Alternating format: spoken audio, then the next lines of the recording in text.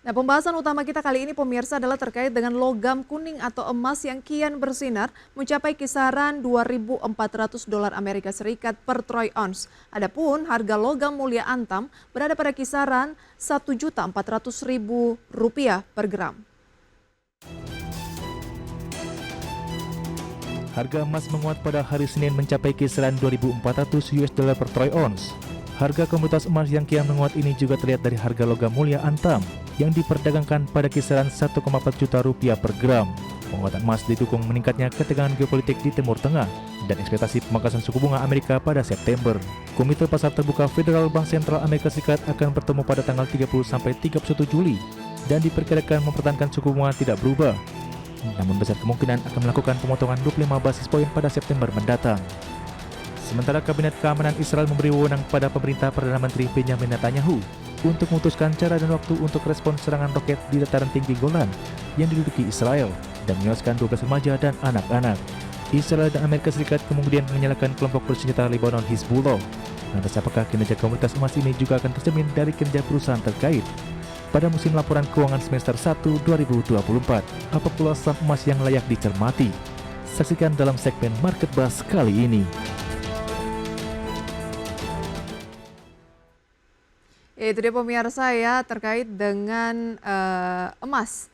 Tapi sebelum kita bahas pemirsa, kita akan update dulu kondisi dari bursa Asia pada pembukaan pada pagi hari ini. Dari Nikkei Jepang turun, kemudian CTM Singapura naik, Kospi turun, dan Hang Seng Hong Kong menguat. Cenderung mix juga dari bursa Asia mengikuti perkembangan dari bursa global Amerika Serikat yang ditutup mix semalam di mana Dow Jones mengalami pelemahan sementara S&P dan juga Nasdaq naik tipis.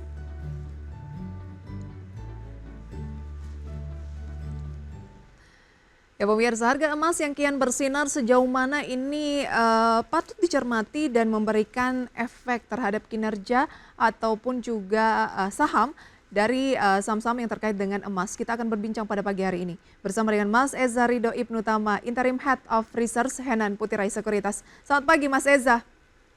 Selamat pagi. Thank you sudah join Mas Eza.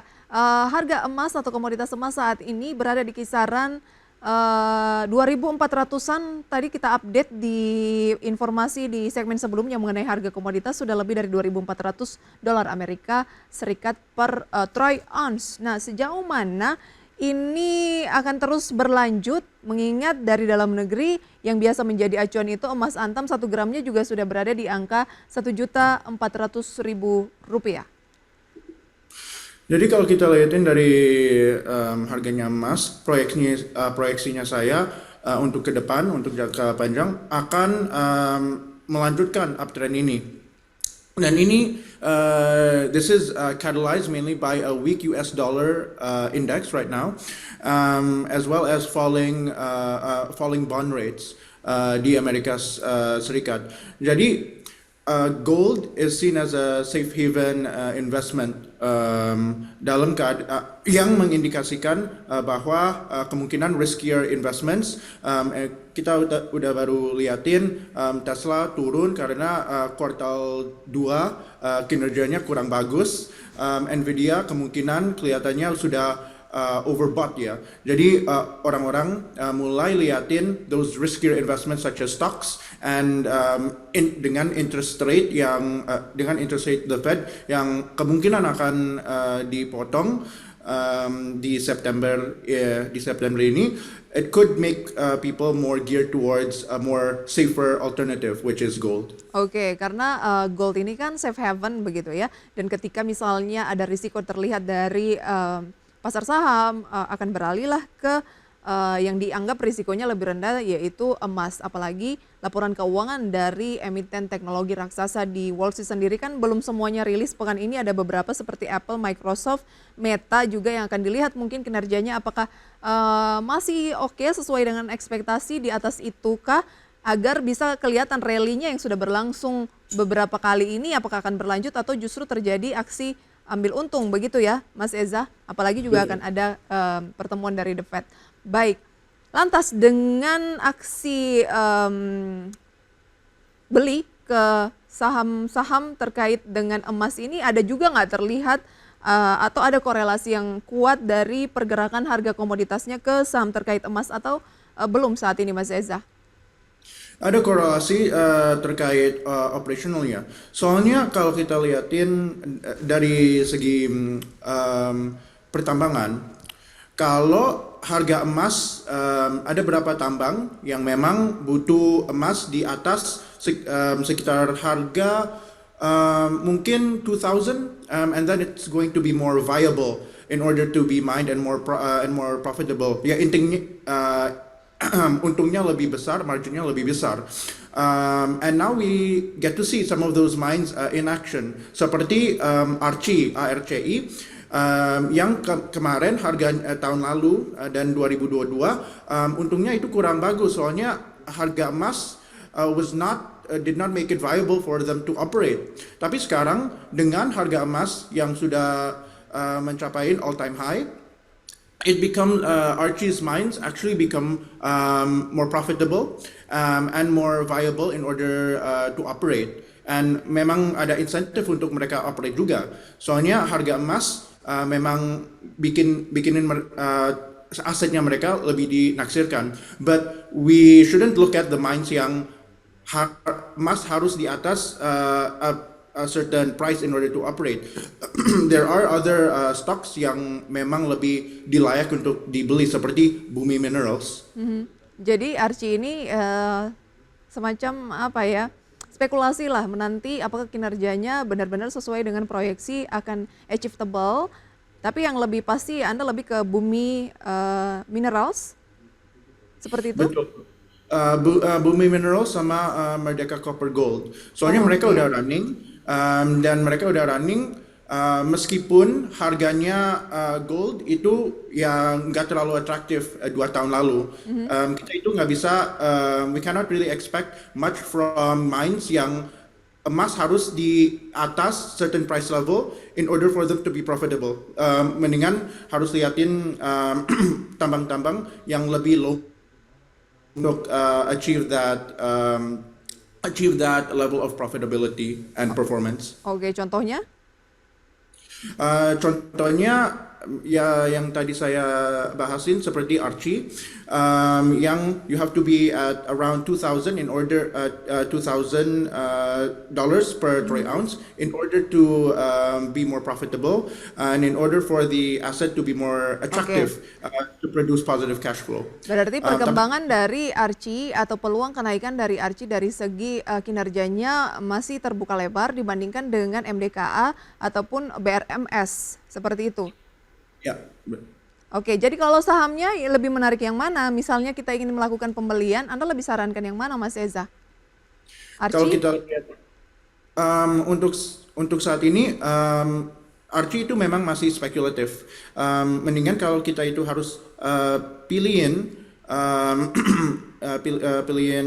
terkait pertambangan emas yang fokusin dengan logam mineral, harus liatin BRMS. BRMS ya, BRMS peluangnya seperti apa? Kalau kita lihat pergerakannya satu pekan terakhir ini naik 0,65% dan dalam 1 bulan terakhir naik sekitar 7%.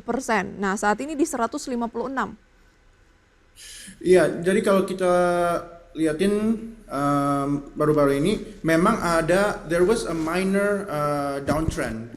Tapi saya merasa bahwa BRMS akan mengalami rebound dalam pekan in the near future. Ini lebih ke short term, medium term, or long term? It's going to be in the medium term. Medium term ya untuk BRMS. Waspada kalau ternyata ada pembalikan arah dan menguji support di posisi berapa? Itu kemungkinan akan uji support di sekitar 144. 144, di bawah 144 sebaiknya dihindari dulu, akan mungkin downtrend, begitu Mas Eza? Betul. Oke, akan confirm downtrend kalau turun di kisaran 144. Tapi dibandingkan dengan sektor lain, Mas Eza, semenarik apa sih investasi di saham terkait emas ini? Selain pertambangan, kita harus lihatin juga sektor retail seperti harta harta, dan kalau kita bisa juga lihatin juga Antam yang juga mungkin production volume-nya mereka itu kecil, tapi kita harus lihatin Antam lebih servicing ke smelter dan purification. So their sales volume is actually much more thicker than their production volume. Tapi menurut saya yang lebih potensi naik, soalnya market cap-nya masih kecil and there's a potential upside, itu HRTA. HRTA. Ya, HRTA itu lagi focusing dengan retail, and they seem to be much more aggressive in their expansion juga. Baik. Dengan kenaikan toko, kenaikan the number of their stores and pop-up stores. I think that's going to be really attractive, especially in the third and fourth quarter. Baik, karena ini kan dia lebih bergerak kepada perdagangan, khususnya perhiasan begitu ya. Tapi kalau ngomongin soal likuiditas ini kan terkadang yang jadi persoalan ya. Seperti apa Anda melihat likuiditas dari HRTA? Cukup liquid nggak saham ini? Kalau kita lihat mungkin di 2022 ya, 2022 HRTA itu kurang menarik dan kurang liquid. Tapi ever since Oktober 2023 itu juga kapan the gold prices experienced a very strong bull run. HRTA juga ada korelasi yang lumayan kuat dengan bull run of the commodity juga. And kita lihatin bahwa likuiditas and the trading transaction volume actually increased as well. Trading volume, trading frequency untuk HRTA lumayan kuat dan lumayan banyak ever since Oktober 2023 dan masih persisting as of right now. Oke, jadi buy HRTA atau lebih ke trading buy? Lebih ke buy. Buy ya untuk HRTA. Itu dia. Lantas jelang pertemuan dari The Fed pekan ini, peluang dari harga emas akan seperti apa, target dari Henan Putirai juga bagaimana Mas Eza? Usai jeda pemirsa ya, tetap bersama kami dalam segmen Market Buzz.